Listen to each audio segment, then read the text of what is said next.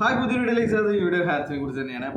പുത്തനായിട്ടിരിക്കുന്ന ഒരു അപ്ഡേറ്റ്സ് നിങ്ങളുമായിട്ട് ഷെയർ ചെയ്യാൻ വേണ്ടിയിട്ടാണ്. ആ അപ്ഡേറ്റ് എന്ന് പറയുന്നത് നമ്മളൊക്കെ ആകെ വളരെ പ്രതീക്ഷയോടുകൂടിയായിരുന്നു നമ്മുടെ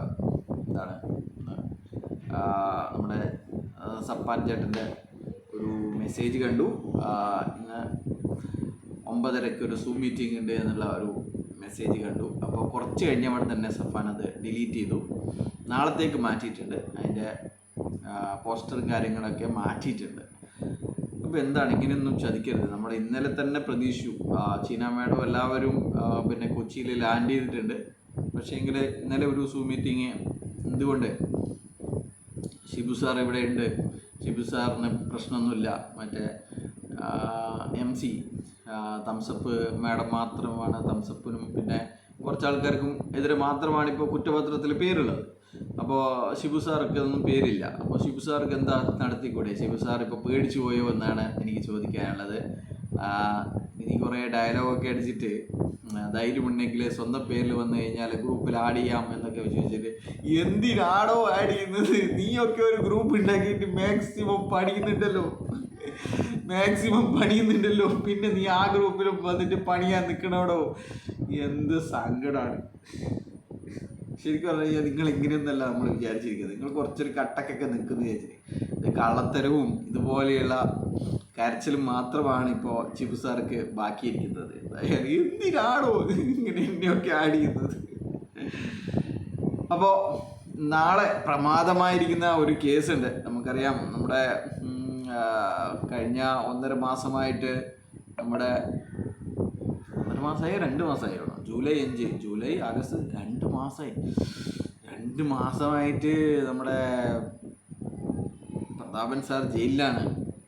പ്രതാപൻ സാർക്ക് നാളെ ജാമ്യം കിട്ടുമെന്നൊക്കെയാണ് ഇവർ വിചാരിക്കുന്നത്. എന്നാൽ നാളെ ഒട്ടും തന്നെ പ്രതീക്ഷയില്ല എന്ന് പറഞ്ഞിട്ട് ആരും തന്നെ കാത്തിരിക്കേണ്ട. നാളെ ജാമ്യം കിടക്ക മാട്ടേ, നഹി മിലേഗ എന്നാണ് പറയാനുള്ളത്.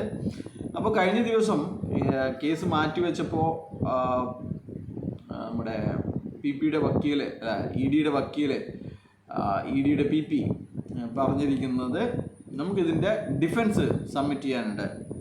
ഇവർ പറഞ്ഞിരിക്കുന്ന കാര്യങ്ങൾക്കുള്ള ഡിഫൻസ് സബ്മിറ്റ് ചെയ്യാനുണ്ട് എന്നുള്ളതാണ്. അപ്പോൾ നമുക്കറിയാലോ, PMLA കോർട്ട് എന്തു പറഞ്ഞിട്ടാണ് ജാമ്യം നിശ്ചയിച്ചത്? പ്രഥമ ദൃഷ്ട്യാ കുറ്റക്കാരനാണെന്ന് ഇതിലുണ്ട് എന്നുള്ളതാണ്. വിദേശത്തേക്ക് പണം കടത്തിയതൊക്കെ അതിലുണ്ട് എന്നുള്ളതാണ്.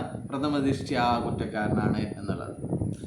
അപ്പോൾ ഇനിയിപ്പോൾ 2ാം ഘട്ടം അന്വേഷണം നടക്കാൻ ഇരിക്കുന്ന ഈ വേളയിൽ, ആകെ ഒരാളെ മാത്രം അറസ്റ്റ് ചെയ്തിരിക്കുന്ന ഈ വേളയിൽ ഇവർക്ക് ജാമ്യം കൊടുത്തു കഴിഞ്ഞാൽ അത് നിരവധി ആൾക്കാർ കേസുമായിട്ട് മുന്നോട്ട് വരിക്കുന്ന ഈ ഒരു വേളയിൽ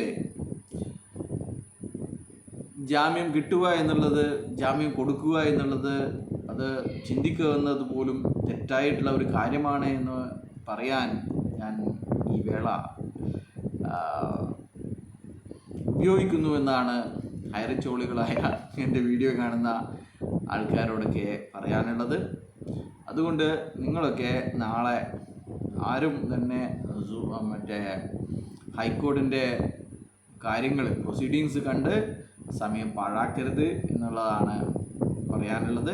പണിക്ക് പോയി കഴിഞ്ഞാൽ പൈസ കിട്ടും, അല്ലാതെ ഹയർച്ച് തിരിച്ചു വന്നിട്ട് പൈസ ഒന്നും നിങ്ങൾക്കൊന്നും തരില്ല.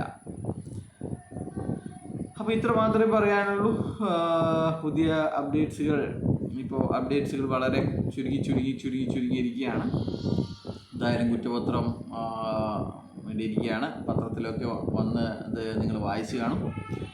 ക്ലെയിം പെറ്റീഷൻ മീൻസ് നമ്മുടെ പരാതിയുള്ളവർ കോടതിയെ സമീപിച്ച് നിങ്ങളുടെ പണം തിരികെ വാങ്ങാവുന്നതാണ് എന്ന് പറഞ്ഞിട്ടുണ്ട്.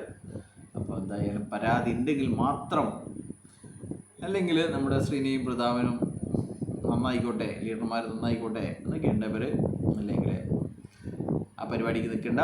അല്ലെങ്കിൽ PMLA കോർട്ടിൽ ഒരു വക്കീലിനെ വെച്ച് നിങ്ങൾക്ക് ആ കാര്യങ്ങളൊക്കെ അവതരിപ്പിക്കാവുന്നതാണ്. നിങ്ങളുടെ പ്രൂഫ് കാര്യങ്ങൾ, നിങ്ങളുടെ FIR കാര്യങ്ങൾ ഒക്കെ സമർപ്പിച്ച് ED അതിനെ ഫുൾ സപ്പോർട്ടാണ് എന്ന് പറയുന്നത്. നിങ്ങളുടെ ഈ മണീച്ചീങ്കാരുടെ പൈസയൊന്നും അല്ലെങ്കിൽ അതാണ് നിങ്ങളെപ്പോലെയുള്ള പാവങ്ങളുടെ ലോൺ എടുത്തിട്ടും ആഭരണങ്ങൾ പണയം വെച്ചിട്ടും സ്ഥലം ഭൂമി എല്ലാം അല്ലെങ്കിൽ വയസ്സായ ആൾക്കാർ ഉപയോഗിക്കാൻ വേണ്ടി കരുതി വെച്ച പണങ്ങൾ എടുത്തിട്ടൊന്നും ഇടിക്ക് നന്നാവേണ്ട ആവശ്യമില്ല. അപ്പോൾ അങ്ങനെ ആർക്കെങ്കിലും നിങ്ങളുടെ പണം അങ്ങനെയാണെങ്കിൽ നിങ്ങൾക്ക് തിരിച്ചു തരാമെന്ന് പറഞ്ഞിട്ടുണ്ട്. Okay, bye bye.